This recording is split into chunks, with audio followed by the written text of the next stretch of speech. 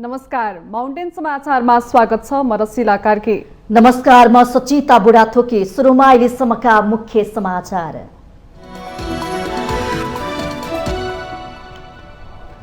स्थानीय तह निर्वाचनको तयारी बारे राष्ट्रपति विद्यादेवी भण्डारीको चासो।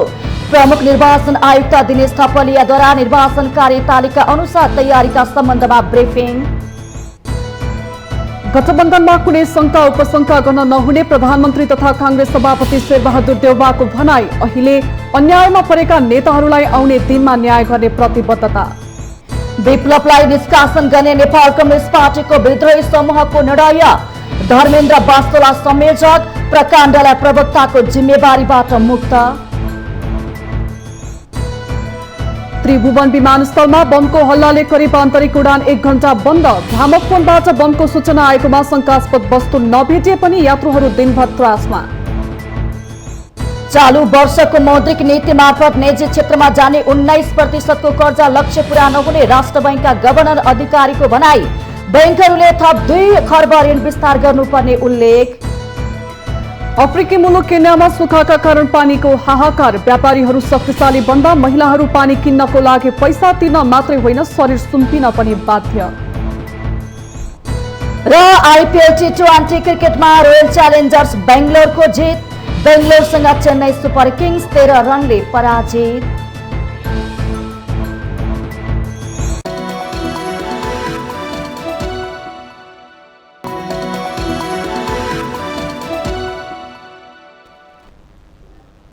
अब समाचार विस्तारमा। निर्वाचन आयोगका पदाधिकारीहरूको टोलीले राष्ट्रपति विद्यादेवी भण्डारीसँग भेट गरेको छ। बुधबार राष्ट्रपति भवन शीतल निवास पुगेर आयोगका प्रमुख निर्वाचन आयुक्त दिनेश कुमार थपलिया नेतृत्वको टोलीले राष्ट्रपति भण्डारीसँग भेट गरेको हो। राष्ट्रपति भण्डारीले स्थानीय तह निर्वाचनको तयारीबारे व्यक्त गरेको चासोको जवाफमा प्रमुख निर्वाचन आयुक्त थपलियाले वैशाख 25 गतेदेखि निर्वाचन कार्यतालिका स्वीकृत गरी निर्वाचनको तयारीको कार्य अन्तिम चरणमा पुगेको जानकारी गराएको निर्वाचन आयोगद्वारा जारी विज्ञप्तिमा जनाइएको छ। यस्तै राष्ट्रपति भण्डारीले निर्वाचन सुरक्षा प्रबन्धमा विशेष संवेदनशील हुन र मतदाताहरूले आफूले रोजेको उम्मेद्वारलाई निष्पक्ष र निर्वाध रूपमा मत हाल्ने वातावरण बनाउन आयोग चनाखो रहनुपर्ने सुझाव दिनुभएको विज्ञप्तिमा उल्लेख छ। साथै आयोगले स्वच्छ, स्वतन्त्र र भयमुक्त वातावरणमा मत संकलन गरेर निष्पक्षताको प्रत्याभूति सहित निर्वाचन सम्पन्न गर्ने तथा मत परिणाम प्रकाशित गर्ने कुरामा विशेष ध्यान दिनुपर्नेमा राष्ट्रपति भण्डारीको जोड रहेको थियो।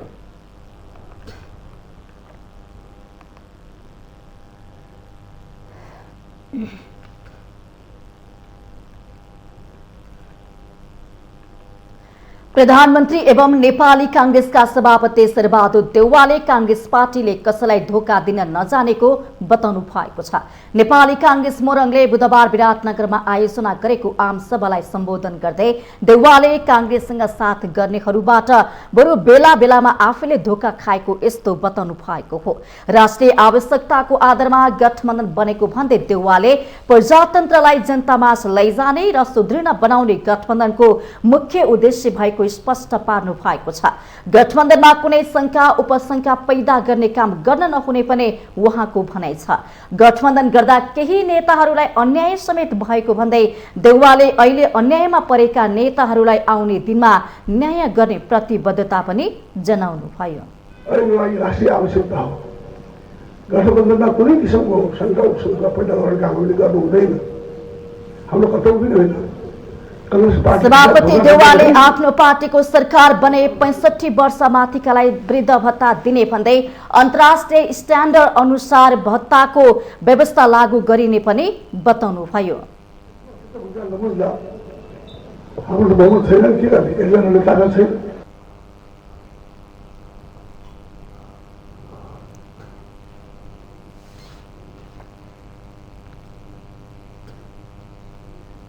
वृद्ध भत्ता भनेर ज्येष्ठ नागरिक हाम्रो सरकार बनेपछि ज्येष्ठ नागरिकलाई 65 वर्ष आयु घटाउने छु। मैले पहिले घटाएको पनि हो। 65 वर्ष माथिकालाई संसारभरि त्यही हो, संसारभरि नै छ 65 वर्ष। त्यो मैले भेटाएको थिएँ पनि अघिल्लोपल्ट मोदीले मान्ने पनि भेट। अब हाम्रो सरकार भएपछि ज्येष्ठ नागरिकलाई मुक्त म तपाईँलाई छोड्ने विषय ल्याउन चाहन्छु।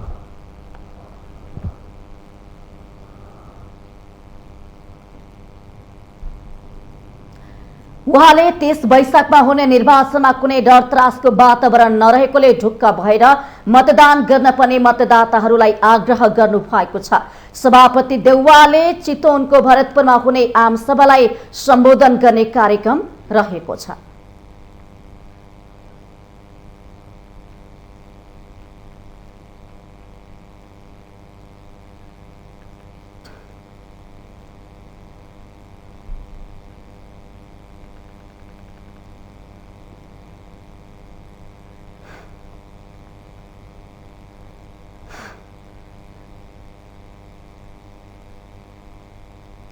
दर्शकवृन्द, स्थानीय तहको निर्वाचन आउन मात्र 8 दिन बाँकी छ र देशव्यापी रूपमा यति बेला निर्वाचनको माहौल बनिरहेको छ भने काठमाडौँ महानगरपालिकाको चर्चा भने चुलिएको छ। यहाँलाई थाहा नै छ, काठमाडौँ महानगरपालिकामा सबैको ध्यान छ अब कसरी त्यहाँको माहौल कसले लिने हो र सबै उम्मेदवारहरूले आफ्नो पक्षमा माहौल बनाउनको लागि घर दैलो लगायतका थुप्रै गतिविधिहरू पनि गरिरहनु भएको छ। यसै बीचमा काठमाडौँ महानगरपालिकामा स्वतन्त्रबाट उहाँले नेपाल परिवार दलको तर्फबाट मेयर पदको उम्मेदवार दिनुभएको छ। डाक्टर पिया रत्न महर्जन उहाँको उम्मेदवार किन र के को लागि भनेर हामी उहाँसँग प्रश्न गर्दैछौँ माउन्टेन समाचारमा। डाक्टर साहब, यहाँलाई स्वागत छ माउन्टेन समाचारमा। नमस्कार, धन्यवाद। हजुर नमस्कार, यहाँलाई स्वागत छ। काठमाडौँ महानगरपालिकाको मेयर पदको लागि तपाईले आफ्नो उम्मेदवारी दिनुभएको छ नेपाल परिवारको दलको तर्फबाट। तपाईको उम्मेदवार किन के को लागि बताइदिनुस् न। मेरो उम्मेदवार किन भन्दाखेरि अहिलेसम्म हामीले हेर्दा म काठमाडौँमा जुन हाम्रो आफ्नै सहर बने जस्तो देखेको छु, तर अहिलेसम्म व्यवस्थित भएको छैन। अनि हेर्दा व्यवस्थित गर्न नसकेको नेतृत्व नपाएर मैले विचार गरेँ किन यसपालि मेयर उठेर चाहिँ मैले गर्न सक्ने आफ्नो सहरको लागि आफ्नो देशको लागि केही गर्न सकिन्छ भनेर चाहिँ आज यसपालि म मेयरमा उठेको। हजुर, महानगरमा अस्तव्यस्त देख्नुभयो र तपाईले आफ्नो नेतृत्वको आवश्यकता देखेर मैले उम्मेदवारी दिएको हो भन्नुभएको छ। यति बेला तपाईँ घर दैलोमा पनि व्यस्त हुनुहुन्छ। तपाईँको उम्मेदवारी प्रति जनताको भाव चाहिँ कस्तो पाउनु भएको छ? के भन्छन् तपाईँको उम्मेदवारीलाई लिएर? मेरो ब्याकग्राउन्ड त्यही सामाजिक क्षेत्रमा हो, त्यसैले म जुन मान्छेहरूले चिन्जान धेरै छ एनजिओ र आइएनजिओमा जुन घर दैलोमा जाएपछि जुन एनजिओमा सामाजिक क्षेत्रमा लागेको व्यक्तित्व, यस्तो राम्रो व्यक्तित्व नेतृत्व भएको व्यक्ति हाम्रो घर दैलोमा आएर अहिले चाहिँ ल केही न केही गर्ला, हाम्रो अहिले रूपान्तरण सामाजिक रूपान्तरणको लागि तपाईँ जस्तो मान्छे चाहिन्छ भनेर चाहिँ धेरै पोजिटिभको हाम्रो उहाँहरूको चाहिँ मलाई जानकारी र उहाँहरूको अनुहारले देखिन सकिन्छ। तपाईँको जित्ने सम्भावना चाहिँ के छ? जित्ने सम्भावना हामी जुन नेपाल यो मेयरको हेर्दा चाहिँ लिस्टिङ हेर्दा चाहिँ 57 जना छ यो काठमाडौँ नगरपालिकामा मेयरकोमा। त्यसमध्येमा म चाहिँ भन्न सकिन्छ कि टप 10 मा म चाहिँ प्रतिस्पर्धा अहिले गर्दैछु। एजेन्डा के छन् तपाईँको? काठमाडौँ महानगरपालिकालाई कस्तो बनाउने तपाईँको सपना एजेन्डाहरू चाहिँ के कस्ता रहेका छन्? मेरो चाहिँ एजेन्डा जस्ट प्र्याक्टिकली हो, जुन यो गफ गर्न भन्दा पनि हामीले गर्न सक्ने कुराहरू गर्नुपर्छ होइन। त्यसको सम्बन्धमा मैले चाहिँ के सोचेँ भन्दाखेरि यो काठमाडौँ चाहिँ हाम्रो व्यवस्थित रूपमा एउटा सिटी डिजिटल सिटी रूपमा हामीले चाहिँ प्रवृत्ति मैत्री डिजिटल सहर बनाउने, अनि अर्को चाहिँ हामीले चाहिँ यो स्मार्ट सिटी जुन लकडाउन पनि स्मार्ट सिटी अहिले जुन प्रविधि चाहिँ संसारभरि लागू गरेको छ, नेपालमा पनि हामीले स्मार्ट सिटी बनाउन सकिन्छ। अनि अर्को चाहिँ हामीले अहिले बागमती एकदम त्यस्तो गन्ध आएर चाहिँ बस्नै नहुने, पानी पनि नहुने, पहिला जति बागमती राम्रो पानी भयो बग्ने कुरा, म सानो बेला पनि यो बागमती नुहाएको छु। जब अहिले 40 वर्षको तुलनामा चाहिँ काठमाडौँमा त यो बागमती त पानी नै छैन। यसभन्दा अगाडिका जनप्रतिनिधिहरूले पनि तपाईँले जस्तै एजेन्डाहरू प्रस्तुत गर्नुभएको थियो, जनता सामु बाचा कसम खानुभएको थियो। हामी काठमाडौँ महानगरपालिकालाई काठमाडौँ सहरलाई स्मार्ट सिटी बनाउँछौँ, काठमाडौँमा फोहोर मैला ढल यावत समस्याहरू छन्, पार्किङको समस्या, शौचालयको समस्या, विद्युतको समस्या, सडक बाटोघाटो सबै कुरा, शिक्षा, स्वास्थ्य, रोजगार सबैलाई व्यवस्थित गर्छौँ र एउटा सुन्दर स्वच्छ हराभरा सहर बनाउँछु भन्नुभएको थियो, तर पनि केही हदसम्म नभएको भनेर गुनासो पनि जनताको आएका छन्। तर तपाईँले जसरी एजेन्डा बनाउनु भएको छ नि, स्मार्ट सिटी बनाउँछु भनेर, त्यो सम्भव छ त? गर्न सक्नुहुन्छ त? यो सम्भव छ, जुन हामी सबैजनाले यो अघि हजुरले भने जस्तै प्रतिबद्धता गर्छ तर कार्यान्वयन गर्दैन। जुन मेयर आफ्नो जुन लक्ष्य पुरा भएपछि, आफ्नो पद पाएपछि चाहिँ बिर्सिने बानी धेरैजनाको छ। त्यसैले मैले भने अघि म आउने कारण पनि एउटा प्रतिबद्धता देखाएर गर्न सक्ने कुरा मात्रै हामीले लिएर आएको छौँ होइन। म जुन देश विदेश धेरै भ्रमण गएको छु, जुन त्यहाँबाट सिकेर अरू बाहिर पनि बस्न सकिन्छ, तर नेपालमा आफै फर्केर आएर म कम्युनिटी डेभलपमेन्टमा, सहर विकासकोमा पनि थोरै काम गरेछु। मेयरको सम्बन्धमा पनि देशको मेयरसँग पनि कार्य गरेछु।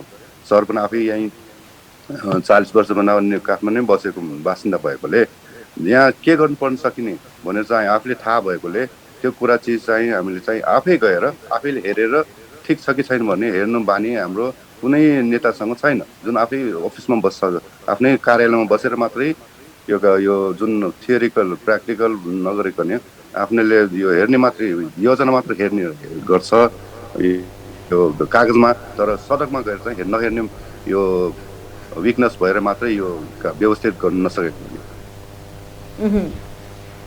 हजुर, हस्, समयको लागि यहाँलाई धेरै धेरै धन्यवाद। हामी छुट्टिन्छौँ। उहाँ हुनुहुन्थ्यो डाक्टर प्रिया रत्न महर्जन, काठमाडौँ महानगरपालिकाको मेयर पदको उम्मेदवार। उहाँ नेपाल परिवार दलको तर्फबाट उहाँले आफ्नो उम्मेदवारी दिनुभएको छ मेयरको लागि। उहाँको उम्मेदवारी किन, के को लागि र उहाँका एजेन्डाहरू के कस्तो रहेको छ, काठमाडौँ महानगरपालिकालाई कस्तो बनाउने योजना उहाँले कोर्नु भएको छ, उहाँको खाका लगायतका विषयमा उहाँसँग हामीले माउन्टेन समाचारमा कुराकानी गरेका थियौँ।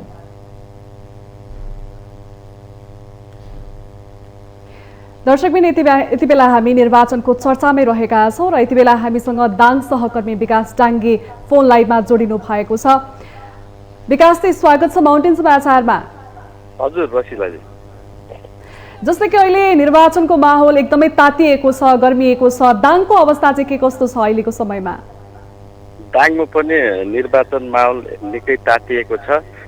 जिल्लाका 10 स्थानीय तहमध्ये 3वटा मात्रै 5 दलीय गठबन्धनको उम्मेदवारहरू रहेका छन् भने अन्य 7वटा स्थानीय तहमा कसैमा समाजवादी, कसैमा जनमोर्चासँग तालमेल छ भने अन्यमा विशेष गरी मुख्य 3 दल एक्लै चुनावी मैदानमा उत्रिएका छन्।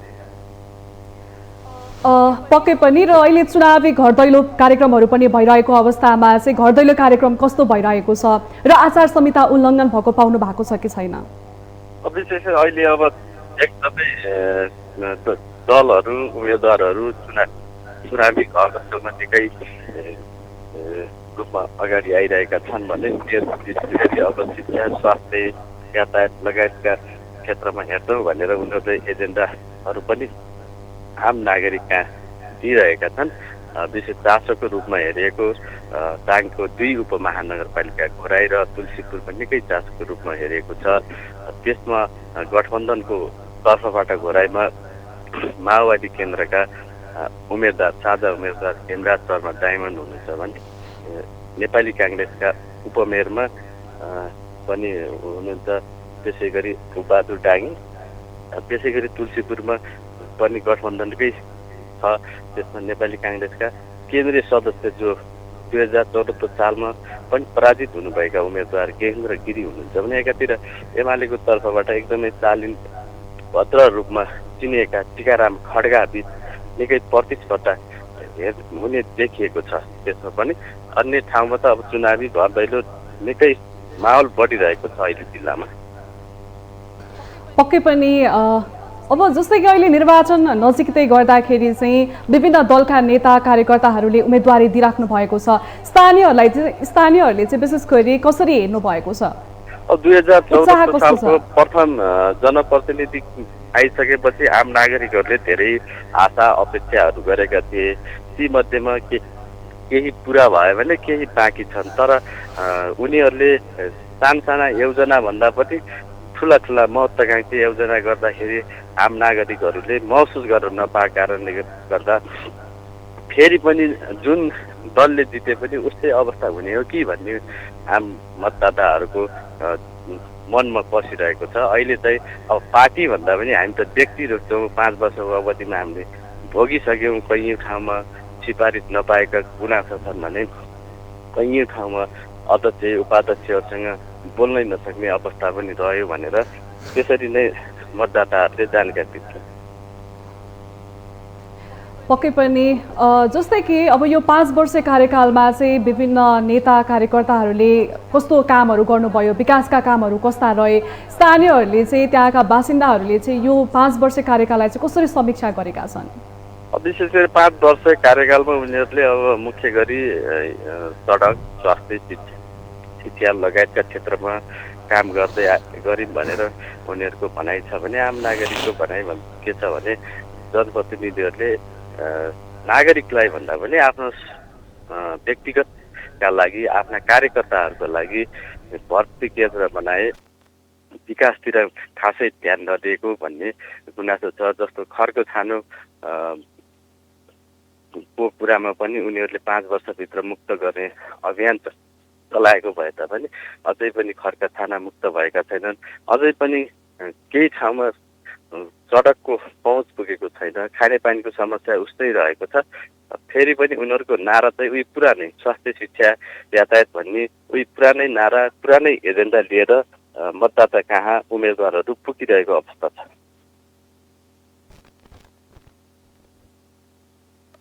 धेरै धन्यवाद छ।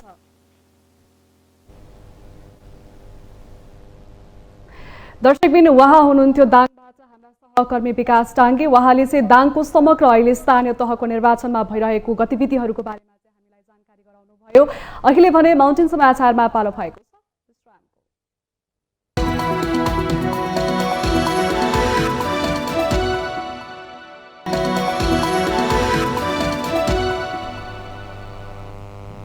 विश्रामपछि स्वागत छ। अब बाँकी समाचार। नेपाल कम्युनिस्ट पार्टीले नेत्र विक्रम चन्द विप्लवलाई महासचिवबाट हटाएको छ।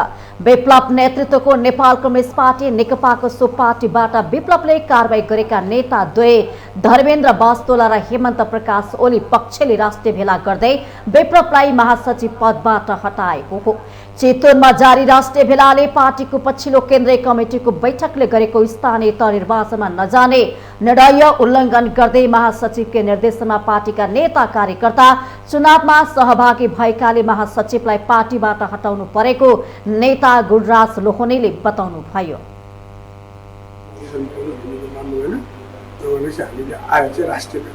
सबै जिल्लाबाट राष्ट्रिय भेला बनाएर आज अब तत्कालिक केन्द्रीय समितिको बहुमतले जे निर्णय गर्थ्यो त्यसो विरुद्ध भएको कारणले गर्दाखेरि महासचिवलाई हटाएको र धर्मेन्द्र बास्तोलालाई नेपाल कम्युनिस्ट पार्टीको संयोजक नियुक्त। नेकपा सचिवालयको सदस्यको जिम्मेवारीमा रहेका नेता द्वय धर्मेन्द्र बास्तोला र हेमन्त प्रकाश ओलीलाई विप्लवले केही समय अघि पार्टी जिम्मेवारीबाट मुक्त गर्नु भएको थियो।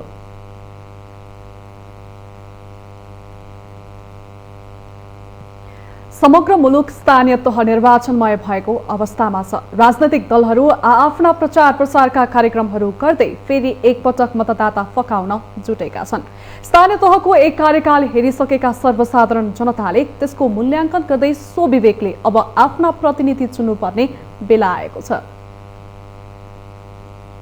अहिले राजनीतिक दलहरू स्थानीय तहको निर्वाचनमा होमिएका छन्। नेपाली कांग्रेस, नेकपा माओवादी केन्द्र लगायतले 5 दलीय गठबन्धनमै रहेर उम्मेदवारी दिएका छन् भने नेकपा एमाले पनि केही स्थानहरूमा साना दलहरूसँग तालमेल गरेको छ। घोषणापत्र जारी गर्दै दलहरूले पुनः जनतालाई आश्वासन बाँडिरहेका छन्। राजनीतिक छलछाम र लेनदेन नबुझ्ने सर्वसाधारणका लागि नेताले बाँड्ने आश्वासन पत्याएर फेरि उस्तै पात्रलाई मत खसाल्नुको विकल्प नहोला। तर राजनीतिक चेतले भरिएको युवा पुस्ता समेत यिनै दल र नेताको दशकौंदेखिको उधारो आश्वासन र उही प्रवृत्तिलाई झन मलजल हुने गरी पछि लागिरहेको दृश्य उदेक लाग्दो छ। सोझा जनताको बुई चढी सत्तामा पुगेर पटक पटक लाभ उठाएको नेतृत्वले जनताका समस्या समाधान र आर्थिक उन्नतिका बारेमा कहिल्यै सोच्नु जरुरी ठानेको छैन। अब भने राजनीतिक चेत बढ्दै गएको हुँदा प्रतिनिधि चयनमा जनताले विवेक पुर्याउनु पर्ने विश्लेषण आनन्दराम पौडेल बताउनुहुन्छ। भएन तपाईँको योभन्दा अघिल्लो निर्वाचन भरतपुरमा मतपत्र च्यातेर भने पनि रेणु दाहाललाई जिताउने भने होइन त। अब यस्तै मान्छेले फेरि लोकतन्त्रको कुरा गर्छ। लोकतन्त्र भनेको त चरित्र पनि हो, आचरण हो।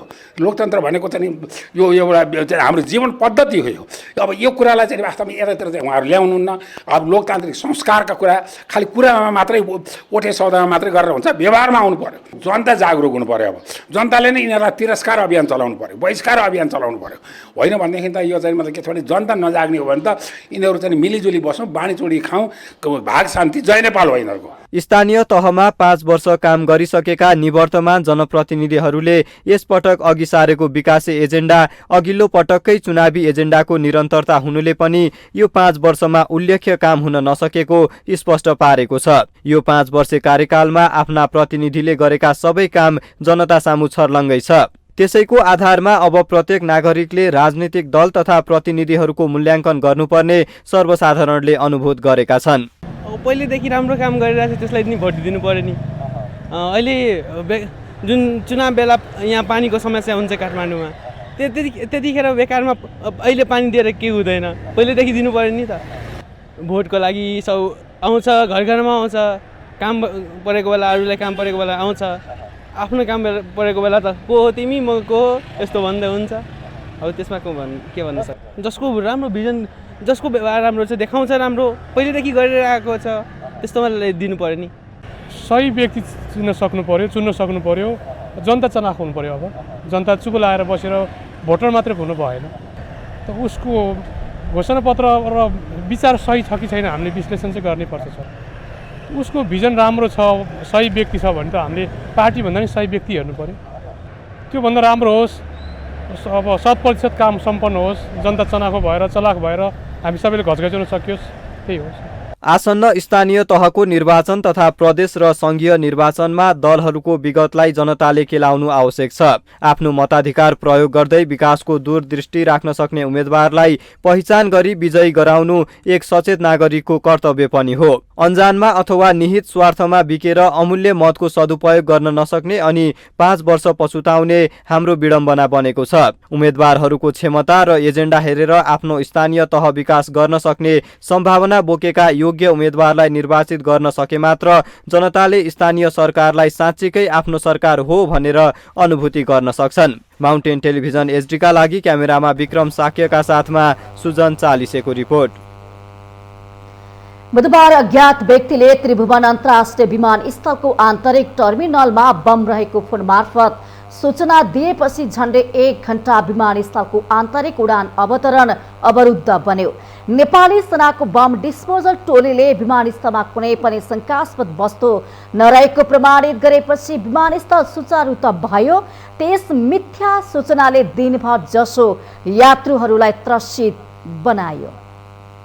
बुधबार त्रिभुवन अन्तर्राष्ट्रिय विमानस्थलको आन्तरिक टर्मिनलमा बम रहेको जानकारी सहितको फोन आएपछि केही घण्टा आन्तरिक टर्मिनल तनावग्रस्त रह्यो। त्रिभुवन अन्तर्राष्ट्रिय विमानस्थल परिसरमा शंकास्पद वस्तु रहेको भनेर अज्ञात व्यक्तिबाट फोन आएपछि आन्तरिक उडानका सबै यात्रुहरूलाई विमानस्थलको मुख्य गेटबाट बाहिर निकालियो। 2 पटकसम्म फोन आएपछि विमानस्थल प्रशासनले नेपाली सेना, नेपाल प्रहरी, सशस्त्र प्रहरी बल र राष्ट्रिय अनुसन्धान विभागको सहयोगमा सर्च अपरेसन चलायो।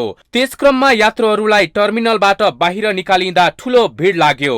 तालिम प्राप्त कुकुर र नेपाली सेनाको बम डिस्पोजल टोली बोलाएर चलेको सर्च अपरेसनले विमानस्थलमा कुनै पनि शंकास्पद वस्तु नरहेको प्रमाणित भएपछि झण्डै 1 घण्टासम्म अवरुद्ध रहेको आन्तरिक उडान अवतरण सुचारू भएको थियो। बिहान हामीलाई चाहिँ यो बाहिरबाट बम थ्रेट सम्बन्धमा 9:40 देखि 9:50 को 2 पटक आयो र हामीले 10 बजेदेखि नै हामीले चाहिँ बम सर्च सुरु गर्यौँ हैन। सम्पूर्ण टोलीहरू तुरुन्तै भेला भयो। त्यस पछाडि हामीले हाम्रो एयरपोर्ट इमर्जेन्सी प्लान अनुसार चाहिँ हाम्रो लिनुपर्ने प्रिकसनहरू पनि लियो। हाम्रो आपतकालीन चाहिँ योजना पनि छ। आपतकालीन योजनामा जे कुराहरू चाहिँ एसओपीमा उल्लेखित छ त्यो उल्लेखित कार्यहरू चाहिँ कार्यविधि अनुसार चाहिँ हामीले सम्पूर्ण चाहिँ यो सर्च गर्ने कार्य ट्रकलाई चाहिँ कुकुरबाट चाहिँ परिचालन गर्ने बम डिस्पोजल कमिटी डिस्पोजल चाहिँ हाम्रो प्राविधिकहरू सहित आएर चाहिँ सम्पूर्ण क्षेत्र सर्च गर्दाखेरि केही पनि पाइएन। नपाइए पछाडि हामीले तपाईँको चाहिँ अहिले 11:10 हामीले यो एयरपोर्ट सञ्चालनलाई पुनः चाहिँ के गर्यो भन्दाखेरि नर्मल गरेको अवस्था छ। विमानस्थलमा बम रहेको हल्ला फैलिएपछि यात्रुहरू त्रसित बनेका थिए। विमानस्थल जस्तो संवेदनशील क्षेत्रमा आतंकित तुल्याउने खालका हल्लाले यात्रुहरूलाई भने असुरक्षित महसुस गराएको छ। यो त साह्रै असुरक्षितै भएको छ। यो अब यो यस्तो घटना भयो भने त एयरपोर्ट मान्छे कसरी सुरक्षा, जबकि एयरपोर्ट त सबभन्दा सुरक्षित ठाउँ हुनुपर्ने हो। यस्तो चाहिँ नि यो यिनीहरूले छानबिन गर्नुपर्छ। र तपाईँको कहाँबाट फोन आएको कुनै पाकिस्तानी नम्बर भनेर सुनेको छु मैले, त्यसलाई छानबिन गर्नुपर्छ। यिनीहरूले टाइममा अब यहाँ चाहिँ नि तपाईँ विदेशतिर जानुभयो भने ठाउँ चाहिँ नि सेक्युरिटी गार्ड हुन्छ, चेकिङ गर्छ, मिसिनहरू हुन्छ, त्यो सबै केही पनि छैन यहाँ। अब टिकट नभएको मान्छे पनि भित्र कतिचोटि गइसकेका हुन्छ। बम भन्दा बित्तिकै असुरक्षित महसुस हुने त स्वाभाविक भइहाल्यो होइन। यसमा सुरक्षा निकायले त चेक जाँच कडी कडाउ गर्नु पर्यो। लगेजहरूमा कस्तो किसिमको चाहिँ चिजहरू ल्याएको छ त्यो हेर्नु पर्यो। अनि ठाउँमा चाहिँ बाहिरको सिभिलियन्सहरूले पनि राम्रोसँग चाहिँ वाच गर्नु पर्यो। अनि बर्दिवाला नेपाल प्रहरी, सशस्त्र प्रहरी, नेपाल आर्मी जो जति सुरक्षाकर्मीमा खटिएको छ त्यसले राम्रो भूमिका खेल्नु पर्यो। यता विमानस्थलमा गलत सूचना दिने व्यक्ति को हो भन्ने कुरा अनुसन्धानकै क्रममा रहेको विमानस्थल सुरक्षा प्रहरी कार्यालयले जनाएको छ।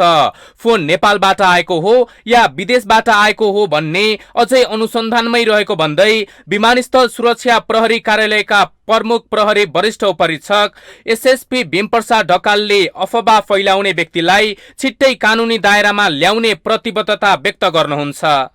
ठाउँहरू सबै हामीले तलासी गर्यौं र केही पनि पाइएन। अनि त्यस्तो जो खबर गर्ने व्यक्तिको सम्बन्धमा चाहिँ हामीले बुझ्दैछौँ, अनुसन्धान गर्दैछौँ। यो अनुसन्धान गरेर र यसरी चाहिँ गलत सूचना दिएर सुरक्षालाई दुःख दिनेहरूलाई हामी अनुसन्धानको गहिराइमा गएर त्यसलाई कानुनी दायरामा ल्याउँछौँ र जसले हामीलाई चाहिँ काम लाग्ने सूचनाहरू दिन्छ उनलाई हामीले चाहिँ एप्रिसिएट गर्छौँ, सम्मान गर्छौँ हैन। त्यस्तो चाहिँ अफवाह फैलाउने, त्यस्तो चाहिँ सर्वसाधारणलाई दुःख दिने, त्यस्तो भएपछि धेरै कानुनले जोडिन्छ। त्यतिखेरै हामी चाहिँ हेरेर कानुन बमोजिम मुद्दा चलाएर कारबाही गर्छौँ। विमानस्थल जस्तो संवेदनशील क्षेत्रमा हुने यस्ता घटनाले एकातिर यात्रुहरूलाई आतंकित गराएको हुन्छ भने अर्कोतिर अन्तर्राष्ट्रिय जगतमा नेपालको विमानस्थल सुरक्षालाई लिएर हेर्ने दृष्टिकोणमा समेत बदलाव आउँछ। गलत सूचना दिनेलाई कानुनी दायरामा ल्याएर विमानस्थललाई पूर्ण रूपमा सुरक्षित बनाउन जिम्मेवार निकायले अबेर गर्नु हुँदैन। माउन्टेन टेलिभिजन एसटीका लागि क्यामेरामा विक्रम साक्यका साथमा नफराज पौडेलको रिपोर्ट। माउन्टेन समाचारमा पालो भएको छ विश्रामको।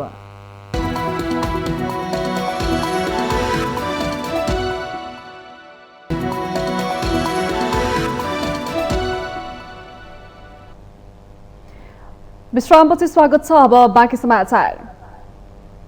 बुधबारदेखि रातो मच्छिन्द्रनाथको रथ यात्रा सुरु भएको छ। रथारोहण गरेको 4 दिनपछि रथ तान्न सुरु गरिएको हो।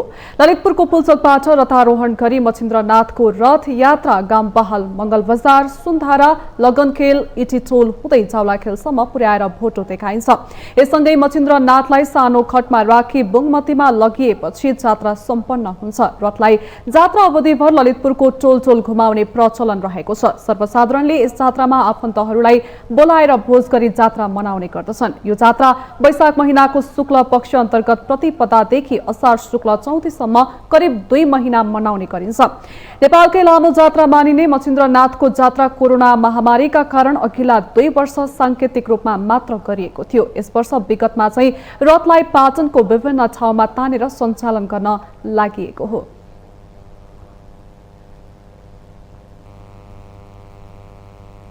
काभ्रेमा बस र जीप ठोकिँदा 5 जनाको मृत्यु भएको छ भने अन्य 18 जना घाइते भएका छन्। काठमाडौँबाट जनकपुरको लागि छुटेको भारतीय नम्बर प्लेटको बस युपी 58T8181 र सिन्धुलीबाट काठमाडौँको लागि आउँदै गरेको ना 1J4210 नम्बरको जीप बुधबार दिउँसो काभ्रेको रोशी गाउँपालिका 11 मा एक आपसमा ठोक्किएका हुन्। मृत्यु हुनेहरूमा सिन्धुलीको कमलामाई नगरपालिका 6 रामपुरका 30 वर्षीय विक्रम श्रेष्ठ, रामेछापको खानादेवी गाउँपालिका 3 की सम्झना भूषाल र उनका 6 वर्षीय छोरा संगीत भूषाल, सुनकोशी गाउँपालिका 1 की 44 वर्षीय प्रमिला नेपाली र कमलामाई नगरपालिका 4 स्थायी घर भएका जीप चालक हरिबहादुर बल रहेका छन्। दुर्घटनामा मृत्यु हुनेहरू सबै जीपमा सवार यात्रु पनि हुन्। त्यस्तै दुर्घटनामा घाइते भएका 18 जनाको धुलीखेल अस्पतालमा उपचार भइरहेको प्रहरीले जनाएको छ।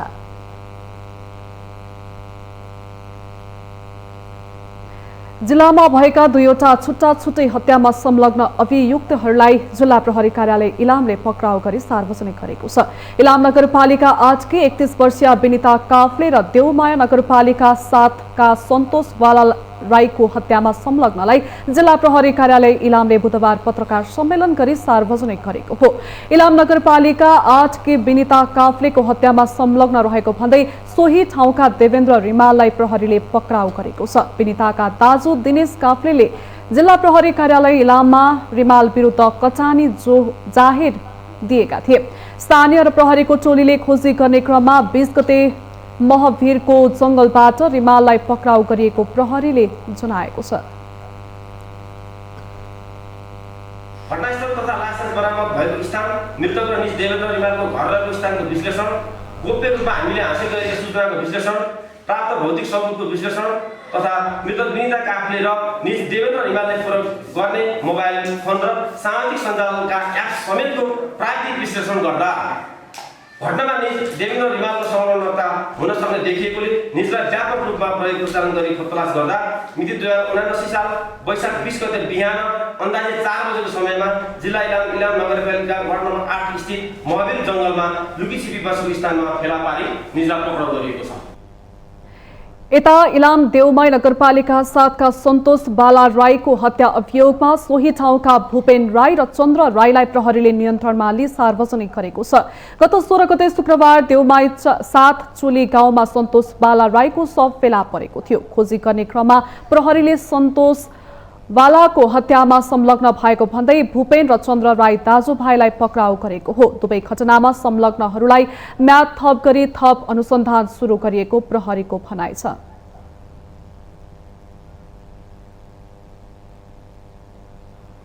हामीसँग आर्थिक, अन्तर्राष्ट्रिय र खेल समाचार बाँकी नै छन्। माउन्टेन समाचारमा पालो भएको छ विश्रामको।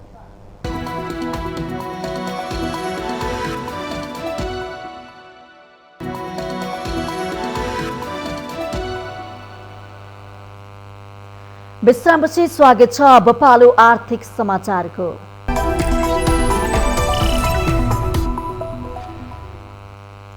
नेपाल राष्ट्र बैंकका गभर्नर महाप्रसाद अधिकारीले चालू वर्षको मौद्रिक नीति मार्फत निजी क्षेत्रमा जाने 19% को कर्जा लक्ष्य पूरा नहुने स्पष्ट पार्नु भएको छ।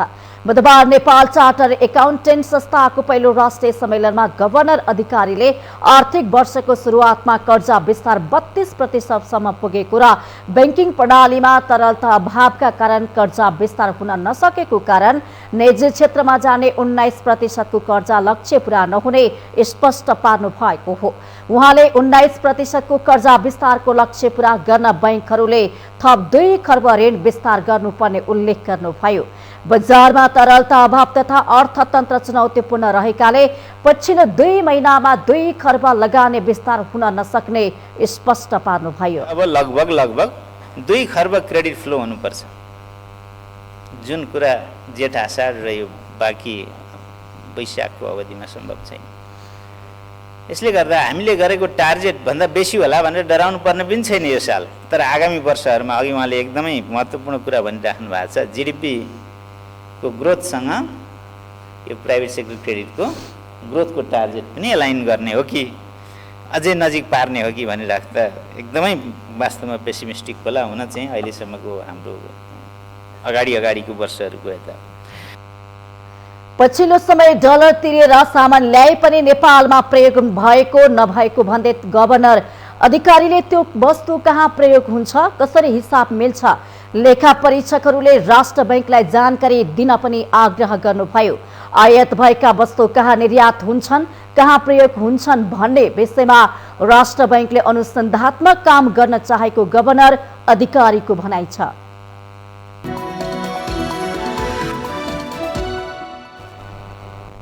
यो सँगै हामी माउन्टेन समाचारको अन्त्यमा आइपुगेका छौं। जाँदा जाँदै मुख्य समाचार पुनः एकपटक।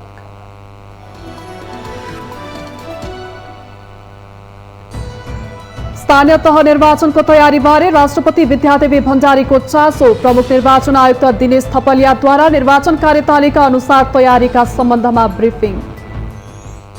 गठबन्धनमा कुनै शंका उपशंका गर्न नहुने प्रधानमन्त्री तथा कांग्रेस सभापति शेरबहादुर देउवाको भनाई।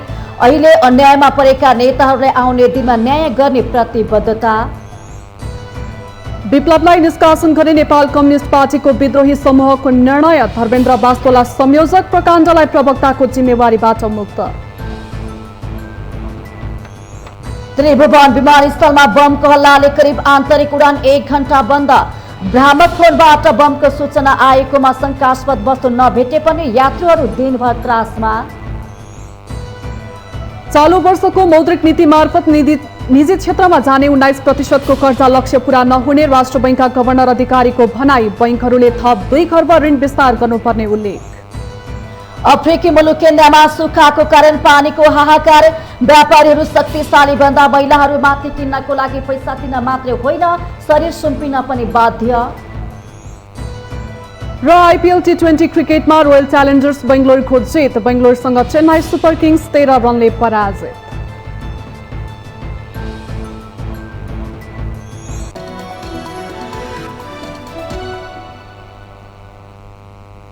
माउन्टेन समाचार अहिलेलाई सकियो। सत्य, तथ्य र निष्पक्ष समाचारको लागि माउन्टेन टेलिभिजन HD हेर्दै रहनुहोला।